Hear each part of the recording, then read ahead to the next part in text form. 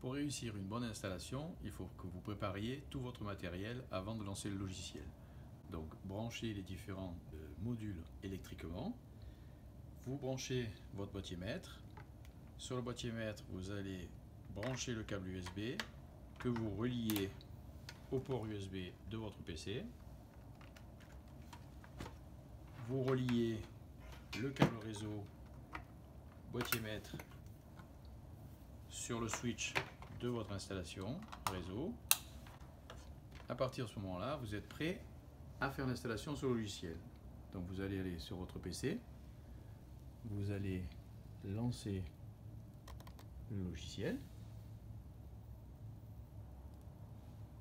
et à partir de là, nous sommes prêts à faire l'installation logicielle.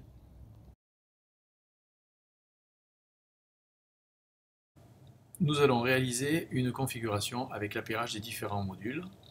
Donc la première étape, c'est de se connecter sur le logiciel avec l'identifiant et le mot de passe par défaut qui sont admin en minuscule, mot de passe admin toujours en minuscule. Première étape, c'est de recréer un véritable administrateur. Donc pour cela, on va aller sur la partie administrateur, gestion des utilisateurs. On va ajouter un utilisateur. Dans notre cas, on va garder le même identifiant, admin, mot de passe admin, confirme admin.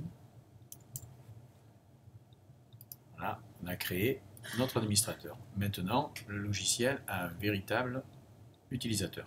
Vous pouvez, si vous savez déjà comment vous allez utiliser le logiciel, créer de nouveaux utilisateurs. Vous avez la possibilité de créer des utilisateurs avancés qui auront droit à la visualisation des consommations, à certaines possibilités de dérogation, mais qui ne pourront absolument pas créer, supprimer, modifier les calendriers et la configuration. Et un utilisateur simple qui, lui, n'aura droit qu'à visualiser les consommations, il ne pourra rien faire d'autre. On va passer à la configuration du réseau. Première étape, il faut créer le réseau complet. Vous allez lui donner un nom. Vous allez choisir ce que vous voulez que le logiciel vous affiche dans les consommations. Donc, en principe, on veut connaître l'énergie active, c'est-à-dire les kilowattheures, et avoir une information sur l'énergie apparente, donc les kilovolts ampères, qui eux vous affichent la consommation sans le COSFI. Donc vous ajoutez votre réseau et après, dans ce gros réseau, vous pouvez avoir plusieurs boîtiers maîtres. Donc nous, on va commencer par installer un boîtier maître. Ici, on va mettre le nom de ce groupe avec ce boîtier maître. Donc ça sera peut-être dans votre service administratif. L'adresse IP, le port et le canal radio seront définis lors de l'appairage du boîtier maître. Là, vous avez donc un groupe administratif. Vous pouvez donner un nom à votre boîtier maître si ce boîtier maître vous sert à surveiller ou piloter un photocopieur par exemple. Vous allez l'appeler photocopieur. Vous pouvez définir des localisations pour après regrouper en fonction de la répartition de vos boîtiers et de vos modules pour pouvoir savoir les consommations par service, par étage, etc. Première étape, donc on passe à l'appairage. Pour ça, votre boîtier maître étant branché depuis l'étape précédente à votre PC via le câble USB et le câble réseau, on va cliquer sur appairage. Le logiciel va communiquer avec le boîtier maître via le câble USB. Donc si l'adresse de votre boîtier maître n'apparaît pas instantanément, c'est que le logiciel du driver USB n'a pas été installé. Cela peut prendre un peu plus de temps selon les versions Windows. Quand vous avez l'adresse, vous cliquez sur suivant. Il va falloir donc mettre une adresse IP à ce boîtier que vous aurez demandé au préalable à votre administrateur réseau. Une adresse IP libre, fixe, dans votre réseau informatique. Dans notre cas, on va prendre une adresse de notre réseau qui va être 168.1.235 pour notre exemple. Le port C'est un port que vous allez pouvoir utiliser si vous souhaitez contacter votre réseau, votre boîtier maître, depuis l'extérieur de votre réseau local, c'est-à-dire passer par une box. Dans ces cas-là, il faudra faire une programmation spéciale sur la box pour refaire une redirection de port vers ce boîtier. Le canal radio, par défaut, c'est 26. Si vous mettez plusieurs boîtiers maîtres, le canal va automatiquement changer et être différent pour éviter les interférences. À partir de là, vous faites un apéré. Le logiciel a trouvé le boîtier. Vous avez un bip sur le boîtier maître. On fait OK. Tout passe en rouge parce que le logiciel a bien été configuré, mais le boîtier maître n'a pas encore ces informations. Pour que le boîtier maître sorte ces informations, il faut cliquer sur synchroniser. Si votre réseau est correctement installé, il doit y avoir communication via le câble réseau et tous les modules passent en vert, sauf le photocopieur qui va rester en orange parce qu'il n'y a pas de calendrier. Mais tout fonctionne correctement. On va passer à l'étape d'installation des modules esclaves qui seront associés à ce boîtier maître. Les modules esclaves sont associés à un seul boîtier maître et ne peuvent pas communiquer avec plusieurs boîtiers maîtres. Pour cela, on va ajouter un esclave. De la même manière que tout à l'heure pour le boîtier maître, on va lui donner un nom. Donc on va dire que c'est le bureau. Voilà. De la même manière, on pourra renseigner. Pour l'instant, on va laisser comme ça. Et on passe à la notion d'appairage. À ce moment-là, le logiciel vous dit qu'il va appairer par radio. Donc il va y avoir une communication entre le boîtier maître et le nouveau boîtier que l'on veut installer. On fait suivant. Il établit une connexion. Il se met en attente de réception du boîtier esclave. À partir de ce moment-là, vous allez appuyer sur le bouton F du module esclave pendant une dizaine de secondes, jusqu'à ce que le voyant rouge reste fixe.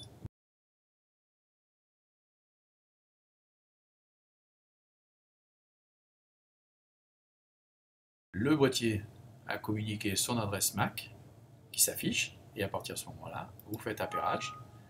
Vous pouvez avoir une information comme quoi le module que vous avez installé n'est pas avec la dernière version. Donc vous validez cette information dans un premier temps et vous synchronisez pour que le boîtier maître et le module soient dans le même réseau. On voit ici que ça reste rouge parce que le module justement a besoin d'une mise à jour.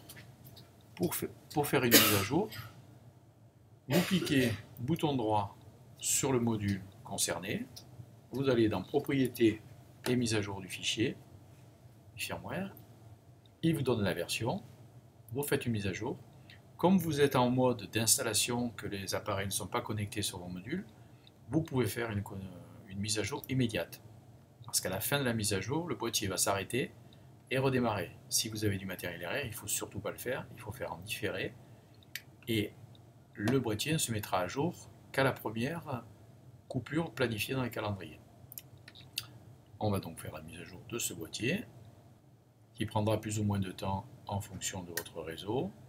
Le boîtier redémarre et vous avez une mise à jour qui est réussie. À partir de ce moment-là, vous pouvez quitter cette partie du logiciel. Le module reste en rouge parce que il lui faut une nouvelle connexion, mais l'installation de ce module est terminée. On va voir un élément un peu différent au niveau d'installation, c'est l'accessoire, le bouton Nerog, qui se paramètre légèrement différemment. On va sur l'onglet accessoires, donc là on n'a pas d'accessoire actuellement. On va faire la liste et on va faire l'appairage. Pour appairer ce boîtier, on arrive de la même manière sur un écran qui vous dit appairage par radio. Le logiciel vous propose de passer la liste des matériels qui sont installés. On va privilégier le boîtier maître. Donc pareil, on fait suivant. La différence avec les autres boîtiers, c'est que sur le module Nerog, il faut appuyer sur les deux boutons simultanément, jusqu'à ce que le voyant passe au rouge.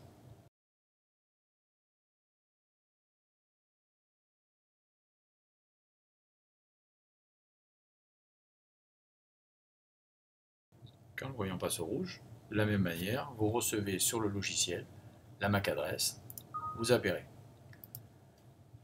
Vous allez donner un nom à ce boîtier qui pourra vous servir de sonde ou de bouton on-off. pour qu'après, quand vous allez l'associer aux différents modules, vous sachiez lequel est installé et à quel endroit. On valide et on a notre nouveau boîtier. Toujours à la fin de chaque fois que vous installez quelque chose, que vous faites un nouvel élément, vous synchronisez. Et par mesure de précaution, vous pouvez aussi faire une sauvegarde, ce qui fait que même si le logiciel s'arrête, si vous avez un problème sur votre PC, tout le travail que vous avez réalisé sera sauvegardé. On va voir comment attribuer un calendrier aux différents modules. Pour cela, on est dans l'onglet Réseau, on choisit le module que l'on veut gérer et on va aller dans la zone Calendrier associé, cliquer sur Associer un calendrier. À ce moment-là, on a la liste des différents calendriers qui ont été créés au préalable. Dans notre cas, on va gérer l'éclairage de ce bureau, donc on va choisir le calendrier éclairage que l'on va sélectionner. À partir de ce moment-là, le logiciel a pris en compte qu'il devait envoyer au module le calendrier éclairage. Pour que le module reçoive ce calendrier, on fait une synchronisation. On va donc défiler progressivement l'envoi du calendrier au module. Donc le boîtier peut à partir de maintenant avoir un calendrier jusqu'à 3 ans, sans aucune intervention. On peut répéter cette opération autant de fois que l'on veut sur les différents modules avec des calendriers différents. On peut avoir un calendrier identique pour plusieurs modules ou un calendrier spécifique par module.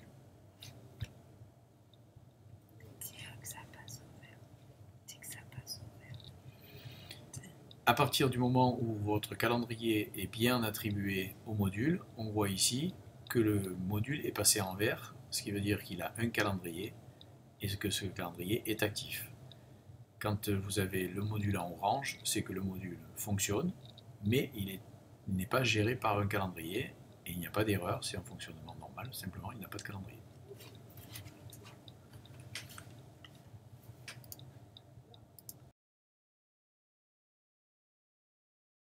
De la même manière que pour les calendriers, on va choisir le module que l'on souhaite gérer avec cet accessoire. Une fois que vous avez choisi ce module, vous allez dans l'onglet Accessoires et vous avez deux possibilités d'utilisation du module d'Eroc. Soit en tant que bouton poussoir, qui va vous permettre d'allumer ou d'éteindre votre module. En mode capteur de température, vous allez définir une température basse et une température haute, et pour chaque cas, définir ce que le module doit faire. Pour l'éclairage, on va utiliser le module d'Eroc en tant que bouton poussoir, donc vous allez affecter ce bouton poussoir à ce module. Comme d'habitude, on synchronise pour envoyer l'information. À partir de ce moment-là, vous avez un petit symbole qui apparaît au-dessus de votre module, vous disant que ce module est géré par un accessoire. On va voir comment configurer la sonde de température. Donc pour ça, on va prendre dans notre cas le chauffage. On va faire de la même façon l'accessoire. Et ici, on va aller sur le capteur de température. Comme c'est du chauffage, on va dire que quand la température est trop haute, on va arrêter le module, même si dans le calendrier on lui dit de continuer. Et on définit la température maximum autorisée dans ce bureau. On fait de la même manière pour la température basse. On ne veut pas qu'il fasse trop froid dans le bureau. Et dans ces cas-là, quand ça atteindra cette température basse, vous remettrez en service le module. De la même manière, vous définissez votre température. L'écart entre la température haute et la température basse ne peut pas être inférieur à 2 degrés. Une fois que vous avez fait vos paramètres, vous synchronisez. Les informations sont envoyées aux différents modules et vous avez l'apparition du petit symbole. Maintenant, nous allons voir la visualisation des consommations qui sont enregistrées par les différents modules. Sachant que chaque module peut conserver 40 jours de consommation, il est nécessaire et obligatoire d'aller récupérer avant ces 40 jours, si l'on ne veut pas perdre les données collectées. Une fois que les données sont collectées, on est dans cet onglet consommation où on va retrouver toute notre configuration. On va prendre la configuration de nos bureaux pour visualiser des éléments avec des consommations réelles. On retrouve ici l'architecture de notre réseau avec des modules, des localisations, des calendriers, etc. Le logiciel vous permet de voir la consommation totale, la consommation par localisation ou par module. À chaque fois, vous avez la journée, les différentes consommations sur une période d'à peu près 40 jours. Vous avez donc, au fur et à mesure de la journée, la consommation totale qui s'incrémente, la moyenne horaire, dans les deux unités que vous avez sélectionnées lors de l'installation. Vous pouvez sur un module aussi connaître la puissance instantanée. En cliquant ici, vous avez l'affichage de votre puissance instantanée de la consommation sur le module sélectionné. Vous pouvez faire des comparaisons entre les consommations sur des périodes, donc période de référence, période cible. Vous pouvez choisir en définissant des dates pour vérifier que votre consommation, par exemple le mois dernier, sur une semaine, par rapport à la consommation de la même semaine ce mois-ci. Donc vous sélectionnez